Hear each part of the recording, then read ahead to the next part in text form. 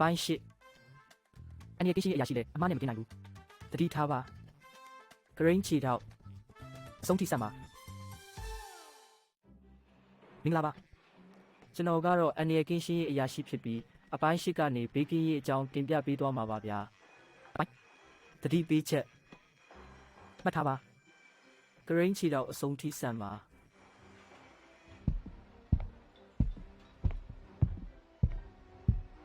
မင်္ဂလာပါခင်ဗျာအလုပ်ကိုမနဲ့စောစောလာလုပ်တာပဲနော်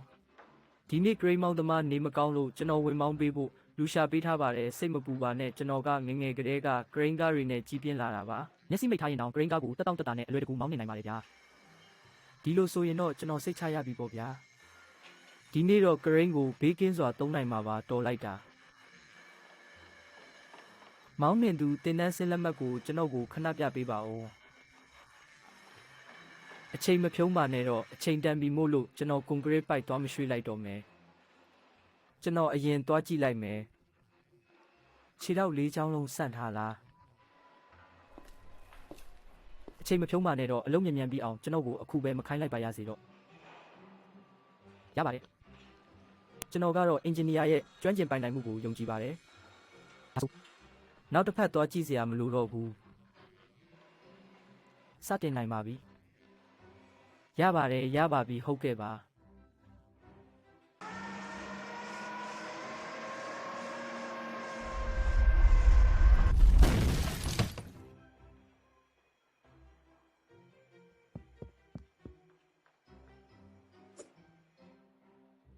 အင်ဂျင်နီယာဘာဖြစ်သွားတာလဲဘာဖြစ်တာလဲ brain ဘာလို့လဲတာလဲကျွန်တော်နောက်တစ်ဖက်ကလက်ထောက်ခြေထောက်ကိုမဆန့်ခဲ့မိဘူးခဏလေးပဲဆိုတော့ရမယ်ထင်ခဲ့တာဘာပြောလဲဂရင်းချီတော့မဆန့်ခဲ့ဘူးလားဒါကြောင့်လဲလားကျွန်တော်ကိုယ်တိုင်လည်းယုံကြည်ခဲ့လို့ပါကိုယ်တိုင်မကြည့်ခဲ့မိဘူးတင်နန်းတက်ဖူးတယ်လို့ပြောခဲ့တယ်မဟုတ်လားကျွန်တော်အဖေကပဲကျွန်တော်ကိုငငယ်ကလေးကဂရိန်းမောင်းနဲ့တင်ပေးခဲ့တာလေးလက်မှတ်ကိုလည်းအဖေကိုယ်တိုင်ပဲရေးပေးခဲ့တာပြီးတော့ကလေးများနေတုန်းကလည်းအဖေကရေဒီယိုထိန်းချုပ်ဂရိန်းရုပ်ကိုမွေးနေ့လက်ဆောင်ဖြစ်ဝယ်ပေးခဲ့တယ်ကျွန်တော်လည်းအဲ့ဒါကိုငငယ်ကလေးကမောင်းနေလေ့ကျင့်ခဲ့တာပါဟုတ်ကဲ့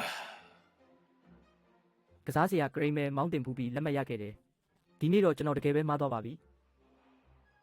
ဘေးကင်းလုံခြုံစိတ်ချရသောဂရိန်းဖြစ်ပစ္စည်းမတင်မချမောင်းနှင်လုပ်ငန်းများအတွက်ဂရိန်းဤမတင်မချနိုင်စွမ်းအားတန်ချိန်တွက်ချက်မှုဇယားပါဝင်သောလုပ်ငန်းစီမံချက်ရှိရမည်အပြင်ဂရိန်းရည်ဤကြန့်ခိုင်မှုအခြေအနေကိုလည်းစစ်ဆေးရပါမည်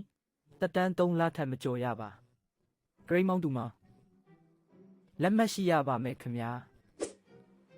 တင်နန်းကျောင်းကထုတ်ပေးတဲ့ဥပဒေအရအတိအမှတ်ပြုထားတဲ့